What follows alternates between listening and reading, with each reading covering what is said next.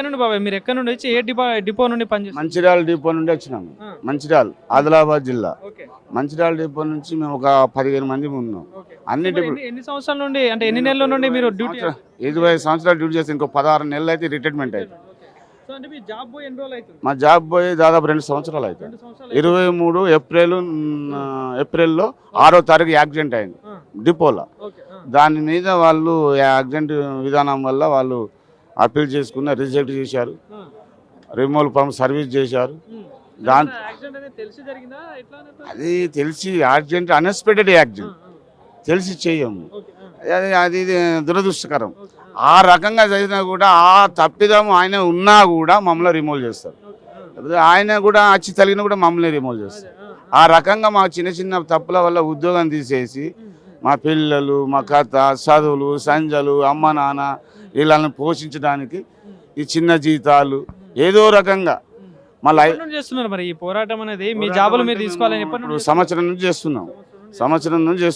ఇప్పుడు RTC chairman ఉన్న మన సజ్జనార్ గారిని కలిసే ప్రయత్నం చేశారా? లేదు, కలిసే ప్రయత్నం చేయలేదు. కొంత దుండ శక్తులు ఆరోపణ చేసి అతను కలవకుండా చేశారు. మీ సజ్జనార్ గారికి మా ఉద్యోగాలు మాకు ఇచ్చి ఆ 7 కొండలను ఎట్లయితే వేడుకుంటున్నామో మా 600 కుటుంబాలకు ఉద్యోగాలు ఇచ్చి ఆయనను కూడా 7 కొండల లెక్క మేము కొలుసుకుంటామని భావిస్తూ ఈ ప్రెస్ క్లబ్లో మీటింగ్ ఏర్పాటు చేసుకొని ఆ రకంగా ఆయనను వేడుకుంటున్నాం ఇవ్వాలని. మంత్రి గారు ఉన్నారు, రవాణా శాఖ మంత్రి గారు ఉన్నారు, పొన్నం ప్రభాకర్ గారు, ఇట్లా చాలా మంది ఉన్నారు కదా. మరి వాళ్ళు ఎవరినైనా కలిసే ప్రయత్నం చేశాం. పొన్నం ప్రభాకర్ దగ్గరికి వెళ్ళారు మా సభ్యులు. తర్వాత సీతక్క దగ్గరికి వెళ్ళారు. మన 3 సబ్ కమిటీ వేశారు. మన సంజయ్ కుమార్ దగ్గరికి వెళ్ళారు. దివ్యా మేడం దగ్గరికి వెళ్ళారు. చెన్నారెడ్డి దగ్గరికి వెళ్ళాం. మేము వచ్చినప్పుడు మనం ఇప్పిస్తామని అన్నారు. మొన్న దివ్యా మేడం అంటే మీకు గ్యారంటీ ఉద్యోగాలు ఇప్పిస్తా, మీరు అతని మీద సజ్జనార్ మీద ఆరోపణ చేసింది కాబట్టి ఇక నేనేమి ఉంటాను మేడం అని ఆయన ఒక హక్కు అయిపోయింది అన్నాడు. నేను ఆరోపణ అంటే ఇట్లా చేస్తుండే అట్లా చేస్తుండే వేరేటోళ్ళు వాళ్ళు వేరే బాధతోటి వేరేటోళ్ళు చెప్పారు కానీ మేము చెప్పాలా. మేము మా మీద బట్టన పడ్డది. కుంభకోణం చేసినాం, అది చేసినాం, ఏదో రకంగా ఆ రకంగా చేసినట్లా మా ఆయన హక్కై మా ఉద్యోగాలకు ఇస్తానికి మేము ఏం చేస్తాం. నాకు ఆరోపణలు వచ్చినాయి కదా. ఎట్లుంది మరి ఇప్పుడు ఈ ఆర్టీసీ బస్సు సంస్థ ఎట్లా నడుస్తుంది అసలు? ఇప్పుడు ఫ్రీ బస్ పెట్టిల్లు కదా, 32 నడుస్తుంది. నైజాం పెట్టిన 7 బస్సులతో నడుస్తుంది. ఆ 7 బస్సులతోటి ఇలా కొన్ని వేల లక్షల కోట్లు సంపాదించడం కార్మికులం. కొన్ని భూములు ఉన్నాయి, 8,000 బస్సులు ఉన్నాయి. ఫ్రీ బస్ పెట్టిల్లు మరి రాష్ట్ర ప్రభుత్వం, మీ తోటి డ్రైవర్లు అందరూ పనిచేస్తారు. ఇట్లా ఉన్నాయట అసలు సమస్యలు ఏమైనా ఉన్నాయా? సమస్యలు ఫ్రీ బస్సు పెట్టడానికి అది ప్రభుత్వం విధానం. ఇప్పుడు ప్రభుత్వం ఏం చేస్తే ఫ్రీ బస్సు పెడితే ఎన్నో పథకాలు ఇస్తే ఎన్నో చేస్తాయి కానీ మనం బస్సు నడపక తప్పదు. ఇప్పుడు ఏది చేసినా కూడా ప్రభుత్వం ఏ ప్రభుత్వం ఇచ్చినా మన కార్మికుల మీద తీసుడమో పన్ను మీద తీసుడమో ఏ రకమైన ప్రజల మీద తీసుడే మనది మీద తీసి మనకే ఇస్తారు. ఇప్పుడు రాష్ట్రంలో కూడా అందరూ ఏమంటారు జనాలు, బస్సులు లేవు, బస్సులు టైంకి రావట్లేవు అని చెప్పేసి ఇప్పుడు మీలాంటి వాళ్ళు 600 మంది ఉన్నారు, మిమ్మల్ని తీసుకొని కొత్త బస్సులు పెట్టి నడిపి అది ఆ రకంగా కొత్త బస్సులు పెట్టి మా రకాన్ని అంటే అట్లా లాస్ కానీ ఇటువంటి ఉద్యోగాలు ఇచ్చి బస్సులు పెంచరు. మా దాంట్లో ఉంది ఆ రకం. అది కాకుండా అది పోయిన మూమెంట్ కాలం కాకుండా ఇప్పుడు కొత్తగా ఏదైతే మనం జనరలేషన్ మారుతుందో, ఇప్పుడు కంప్యూటరిజం వచ్చింది అన్నీ వచ్చింది, ఆ రకంగా మనం కూడా మారాలని ఆ సజ్జనారు ఆయన కూడా మంచిగా చేసిన పనులు.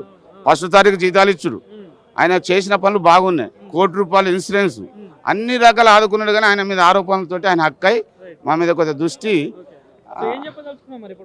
మాకు ఉద్యోగాలు ఇస్తాడని నాకైతే నమ్మకం ఉంది. సజ్జనార్కి ఎంతమంది అన్నా ఇప్పుడు ప్రెస్ క్లబ్లో మేము మీటింగ్ పెట్టాం కదా, మా సభ్యులు 5 వాళ్ళు చెప్పిన కదా మీటింగ్లో, ఆ రకంగా మా ఉద్యోగాలు ఇస్తాడని చెప్పి మేమైతే భావిస్తున్నాం. ఆయనకు ధన్యవాదాలు తెలుపుతూ. అన్న చెప్పండి, మరి ఇక్కడికి రావడం గల కారణం ఏంటి? ఎట్లాంటి సమస్యల మీద మీ జాబ్ పోయింది? అసలు ఎప్పటి నుండి ఇబ్బంది పడుతున్నారు?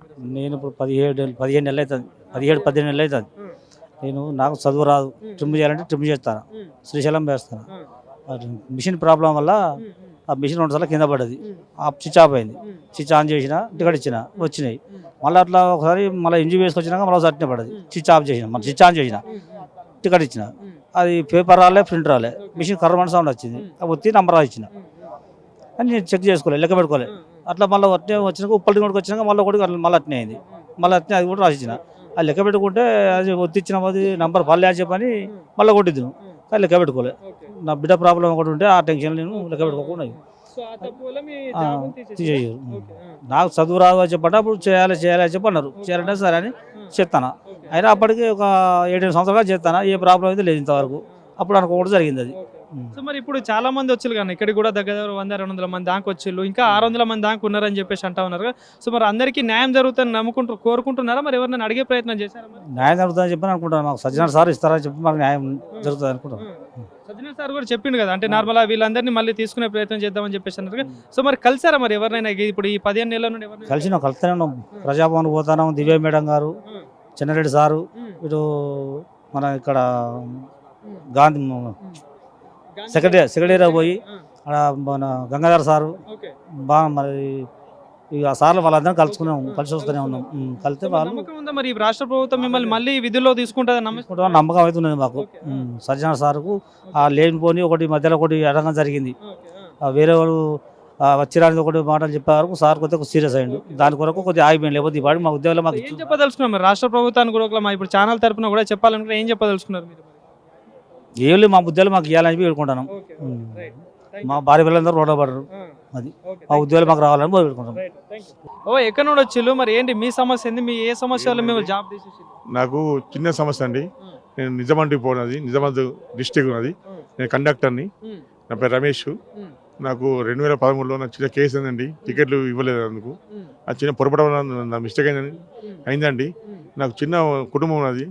నాకు 2 అమ్మాయిలు లగ్గాలకున్నారు, వాళ్ళ చదువులు ఎట్లా చేయాలి? నేను ఈ ఆర్టిఫిస్ నమ్ముకున్నా కాబట్టి ఈ కేసీఆర్ వల్ల ప్రభుత్వం వల్ల నా జాబ్ కోల్పోయింది. కాబట్టి ఇప్పుడు కాంగ్రెస్ ప్రభుత్వం వచ్చింది, రేవంత్ రెడ్డి గారు, సజ్జన గారు, దివ్య మేడం గారు, చిన్నరెడ్డి గారు, ఈ మీ దయ వల్ల మాకు ఆర్టీసీ కండక్టర్ రావాలని కోరుకుంటున్నాము. చాలా మంది ఉన్నారండి, అందులో నేను కొన్ని చిన్న కేసులు చాలా మంది ఉన్నాయి.